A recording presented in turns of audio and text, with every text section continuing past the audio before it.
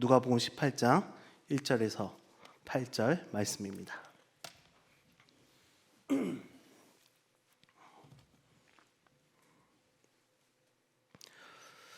누가복음 18장 1절에서 8절 말씀, 제가 한 절, 우리 성도님께서 한 절 교독하면서 읽도록 하겠습니다. 누가복음 18장 1절에서 8절 말씀입니다. 예수께서 그들에게 항상 기도하고 낙심하지 말아야 할 것을 비유로 말씀하여 이르시되 어떤 도시에 하나님을 두려워하지 않고 사람을 무시하는 한 재판장이 있는데 그 도시에 한 과부가 있어 자주 그에게 가서 내 원수에 대한 나의 원한을 풀어 주소서 하되, 그가 얼마 동안 듣지 아니하다가 후에 속으로 생각하되 내가 하나님을 두려워하지 않고 사람을 무시하나 이 과부가 나를 번거롭게 하니 내가 그 원한을 풀어 주리라. 그렇지 않으면 늘 와서 나를 괴롭게 하리라 하였느니라. 주께서 또 이르시되 불의한 재판장이 말한 것을 들으라. 하물며 하나님께서 그 밤낮 부르짖는 택하신 자들의 원한을 풀어주지 아니하시겠느냐? 그들에게 오래 참으시겠느냐? 내가 너희에게 이르노니 속히 그 원한을 풀어주시리라. 그러나 인자가 올 때 세상에서 믿음을 보겠느냐 하시니라. 아멘. 네, 이 시간 우리 옆에 계신 분들과 함께 인사하도록 하겠습니다. 좋은 일이 있을 겁니다.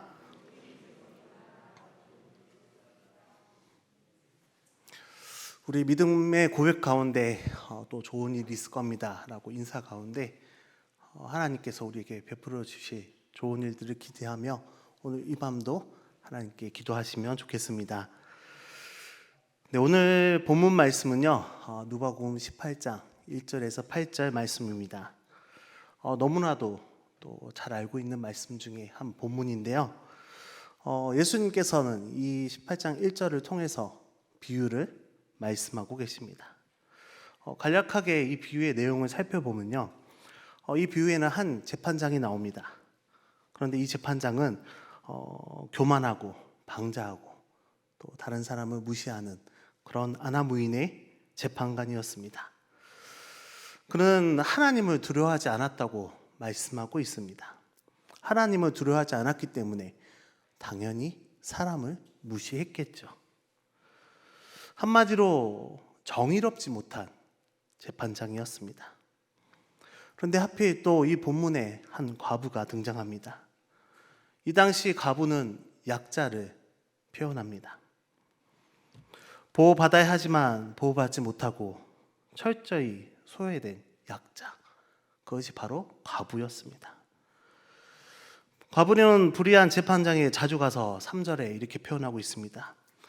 내 원수에 대한 나의 원한을 풀어주소서 라고 재판장이 호소했습니다.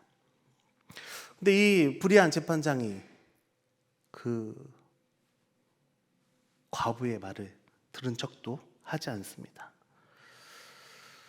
아마 이 불의한 재판장은 사람들이 청원하러 오면 듣지 않고 있다가 청원하는 사람들이 지쳐서 포기할 때까지 평소 기다렸던 사람일 수도 있습니다. 아마 이 재판장의 전략이었겠죠. 지쳐서 약자들이기 때문에 돌아가고 포기하고 그런 모습들을 볼 수 있습니다. 아마 과부도 나를 찾아와서 청원하다가 지치면, 무시하면 이 과부도 포기하려 하겠지라는 생각을 품었을지도 모릅니다. 이 재판에 또 이 상황의 주도권은 이 재판장에게 있는 것입니다. 아무리 과부가 청원을 해도 이 재판장이 들어주지 않으면 일은 해결되지 않고요, 이 들어주고 안 들어주고의 문제는 이 재판장이 선택할 문제였습니다. 그런데 의뢰의 상황이 발생했습니다. 평소와 같았으면 조금 찾아와다가 포기했을 법한 일인데 과부는 결코 그 상황에서 포기하지 않고 끝까지 물러서지 않았습니다. 집요하게 재판장을 찾아갔죠. 그리고 이 재판장을 번거롭게 했습니다. 어찌 보면 이 재판장의 전략이 통하지 않은 거죠. 대신 과부의 전략이 통했던 것입니다. 재판장은 당황했습니다. 그리고 5절에 이렇게 표현하고 있습니다. 재판장은 이 과부가 나를 번거롭게 하니 내가 그 원한을 풀어주리라. 그렇지 않으면 늘 와서 나를 괴롭게 하리라. 이 상황을 보면 재판장이 어떤 힘에 의해서 굴복한 것이 아닙니다. 그의 뜻을 굽힌 게 아닙니다. 과부가 자주 찾아오니 번거롭게 해서 더 이상 이 재판장은 견디지 못한 것입니다. 만일 계속해서 지속적으로 이 과부의 청원을 들어주지 않다면 더 자주 찾아올 것이고요. 더 자신을 괴롭게 할 것입니다. 과부는 매우 집요했죠. 그래서 재판장은 포기하고 말았습니다. 과부의 청을 들어주었습니다. 어찌 보면 이루어질 수 없는 상황이 이루어진 것입니다. 왜 그랬을까요? 과부가 포기하지 않았기 때문입니다. 근데 이 비유에 대해서 예수님께서 하신 이유가 있습니다. 이 비유에 대해서요. 18장 1절 말씀 함께 읽도록 하겠습니다. 오늘 읽었던 말씀 1절인데요. 함께 읽겠습니다. 예수께서 그들에게 항상 기도하고 낙심하지 말아야 할 것을 비유로 말씀하여. 이 비유가 이 예수님께서 이 비유를 말씀하신 목적이 있었습니다.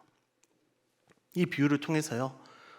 제자들이 또 주님을 따르는 사람들이 항상 기도하고 낙심하지 말아야 할 것을, 그것을 가르치고자 이 비유를 우리에게 설명한 것입니다. 그렇다면 반대로 생각해 보면 우리가 기도하지 않고 있구나, 우리가 낙심하고 있구나. 그래서 예수님이 항상 기도하라고, 낙심하지 말라고 우리에게 말씀하고 있구나. 그렇다면 왜 우리의 기도가 자주 끊어지는 것일까요? 왜 자주 멈추는 것일까요? 왜 우리는 하나님께 기도하면서 쉽게 낙심하는 걸까요? 왜 좌절하는 것일까요? 예수님은 우리에게 항상 기도하라고 말씀하셨습니다. 그런데 우리는 항상 기도하지 못합니다. 그렇죠? 가끔 기도합니다. 그런데 이 가끔 기도하는 우리의 마음속에 항상 이런 불편함이 있습니다. 기도해야 되는데, 주님이 기도하라고 말씀하셨는데, 근데 못하고 있구나.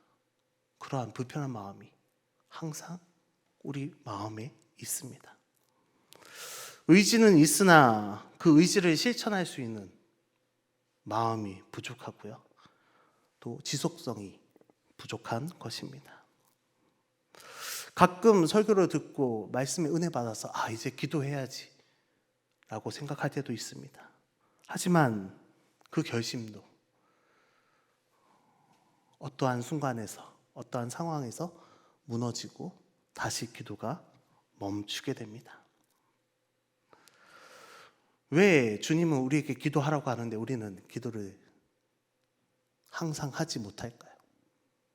가끔 할 수밖에 없을까요? 많은 사람들이 여러 이유가 있겠지만 대부분 우리의 게으름 때문이라고 말하고 있습니다.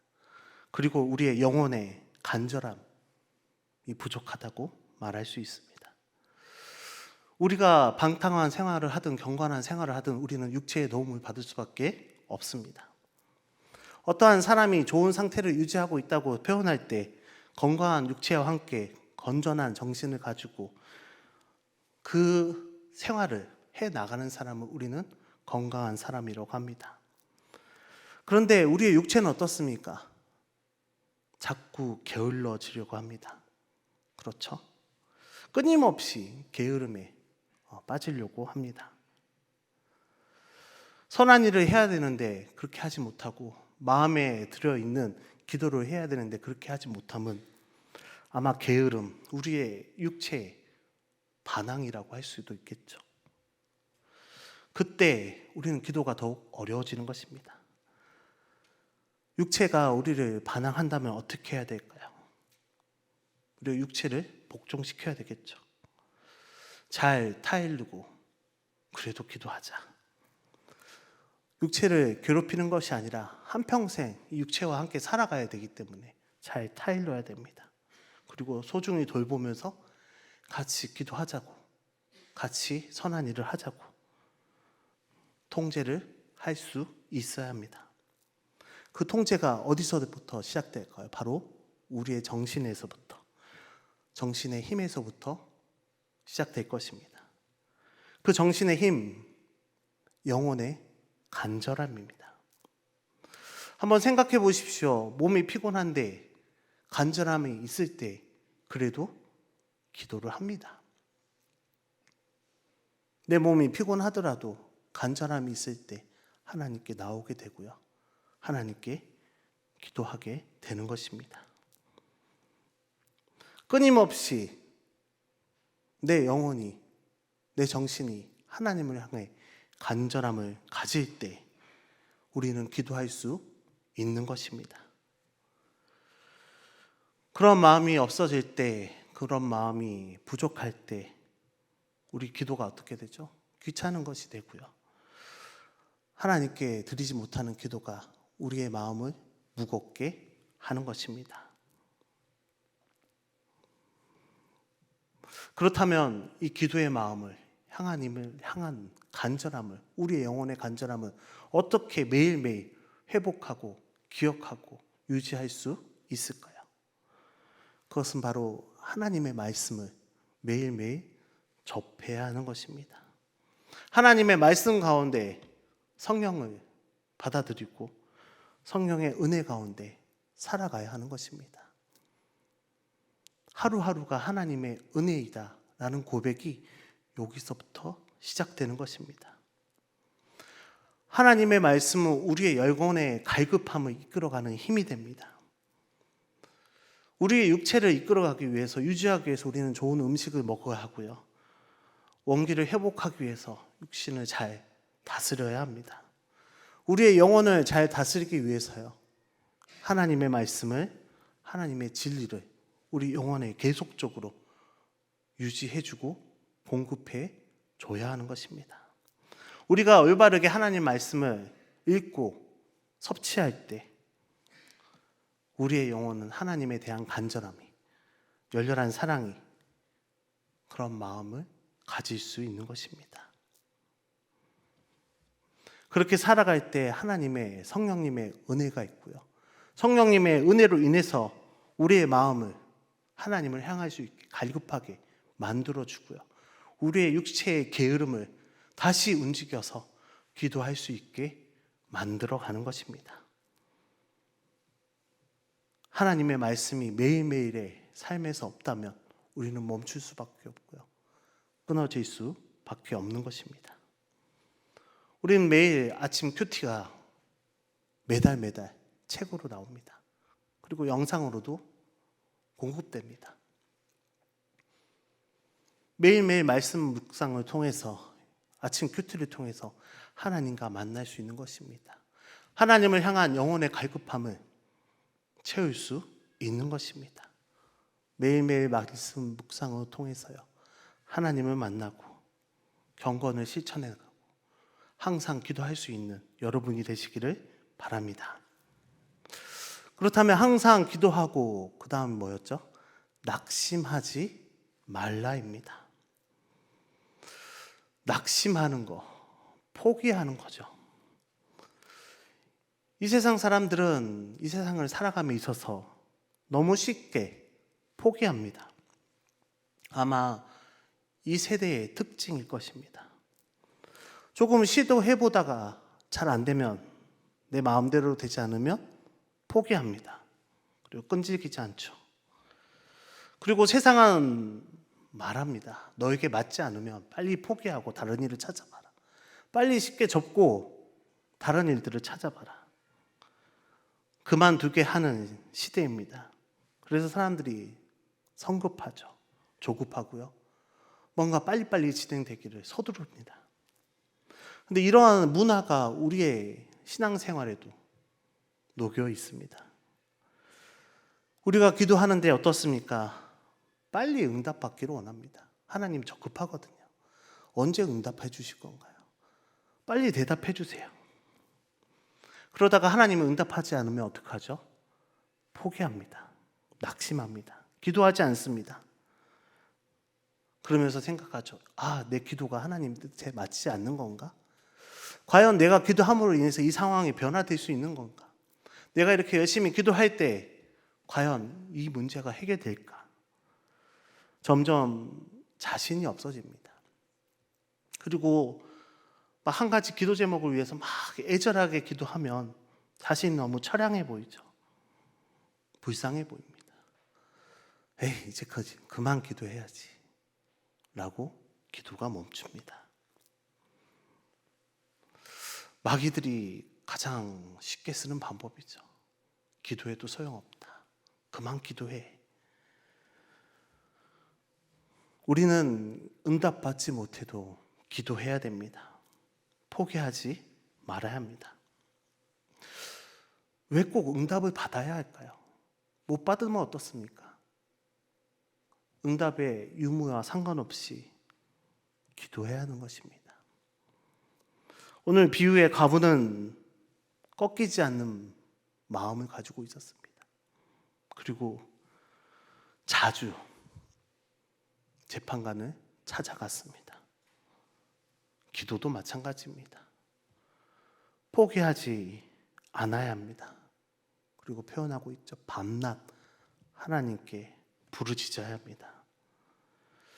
오늘도 기도하실 때요, 낙심하지 마십시오. 그리고 포기하지 마십시오.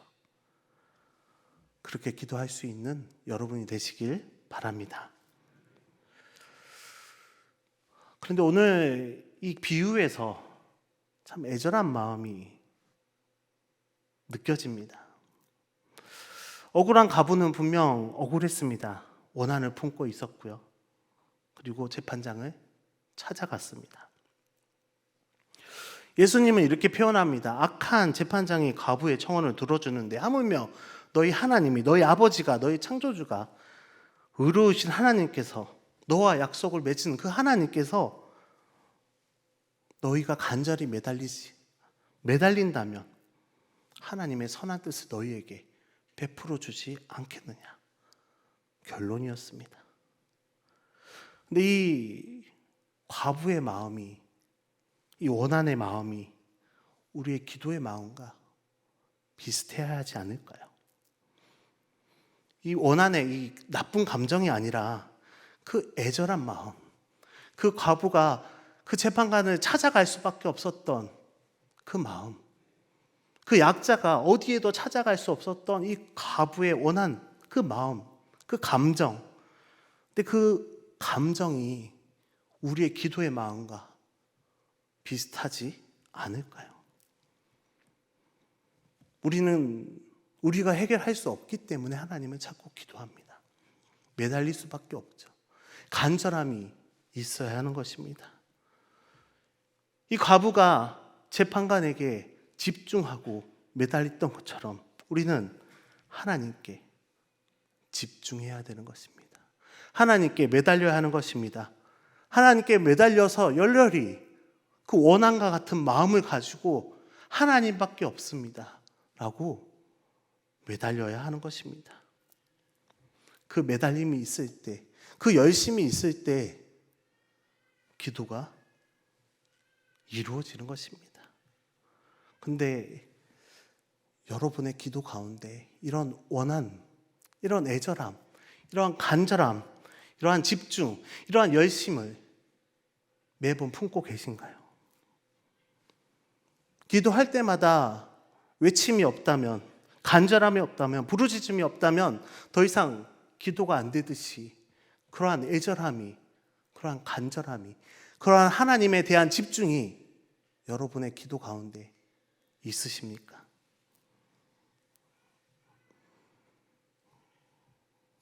그런 마음이 없다면, 그러한 기도 제목이 없다면 그냥 나와서 중언부언 기도하는 것이라면 그것은 잘못된 기도일 것입니다. 우리가 하나님께 집중하지 않는다면 과부가 재판관을 향해서 집중해야지, 우리가 하나님께 매 순간 기도할 때마다 집중하지 않는다면 그것은 떠도는 말에 불과한 것입니다.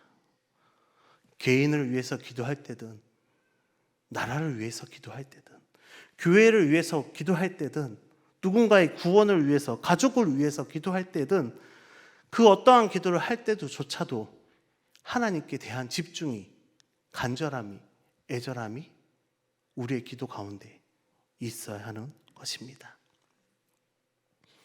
그러한 마음으로 기도를 해야 되는 것이죠. 예수님도 기도할 때 하나님 앞에 이렇게 기도했습니다. 히브리서 5장 7절 말씀입니다. 그는 육체에 계실 때 자기를 죽음에서 능히 구원하실 이에게 심한 통곡과 눈물로 간구와 소원을 올렸고 그의 경건하심으로 말미암아 들으심을 얻었느니라. 아멘. 하나님께 예수님이 기도할 때 심한 통곡과 눈물, 간구와 소원, 예수님조차도 하나님께 기도할 때 간절함이 있었고요, 하나님의 집중이 있었습니다. 그리고 애절함도 있었습니다. 우리의 기도 가운데서도 하나님을 향한 열심, 하나님을 향한 집중, 뜨거움, 가슴 아픔이 또 있을 수 있겠죠. 가슴 저리는 일이 또 있을 수도 있습니다. 자녀들을 위해서 기도할 때 너무 마음 아프지 않습니까? 다음 세대를 위해 기도할 때 너무나도 힘들지 않습니까? 그러한 힘든 가운데 간절한 외침과 간절한 기도가 있으시기를 소망합니다. 사랑하는 염산교회 성도 여러분, 오늘 말씀 제목처럼 항상 기도하고 낙심하지 마십시오. 항상 기도할 수 있는 방법은 하나님 말씀입니다. 그 말씀을 통해서 성령님의 은혜 안에서 늘 새로워지는 방법밖에 없습니다. 낙심하지 않으려면 하나님께 집중하고 우리의 믿음을 꺾이지 않으며 하나님 중심으로 살아가야만 가능한 것입니다. 오늘 본문 마지막 절 18장 8절 말씀 함께 읽겠습니다. 18장 8절입니다. 내가 너희에게 이르노니 속히 그 완을 풀어주리시라. 그러나 인자가 올 때에 세상에서 믿음을 보겠느냐 하시니라. 아멘. 인자가 올 때에 믿음을 보겠느냐. 여기서 그 믿음은 낙심하지 않는 믿음입니다. 기도 제목을 품고 있을 때, 또 내가 기도하고 있는 대상이 있을 때 그 대상과 제목을 바라보면서요, 끝까지 부여잡고 믿음으로 기도하는 것이 바로 믿음인 것입니다. 그렇다면 반대로 낙심하는 것은 믿음의 행위에서 멀어진 것이죠. 끝까지 인자가 오실 때까지, 주님이 오실 때까지 그 믿음을 지켜나가는 것이, 낙심하지 않는 것이 믿음입니다. 항상 기도하십시오. 그리고 낙심하지 마십시오. 하나님께 집중하십시오. 전적으로 하나님께 매달리며 하나님께 간절히 애절히 기도하심으로 모든 기도의 제목에 응답받는 우리 저와 여러분 되시기를 주님의 이름으로 축원합니다. 기도하겠습니다.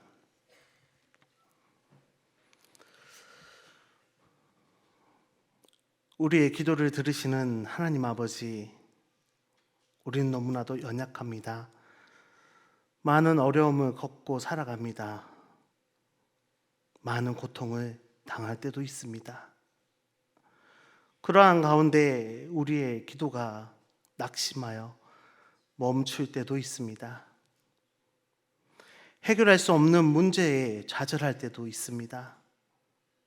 하지만 하나님께서 우리를 위해 크고 비밀한 일들을 예비해 주심을 믿습니다. 하나님께 집중하며 주님의 응답을 낙심치 않고 기다리겠습니다. 우리는 기도를 또한 멈추지 않겠습니다. 하나님, 은혜를 베풀어 주시고 응답하여 주시옵소서. 우리가 모르는 사이에도 하나님은 그 일을 해결할 때가 있습니다.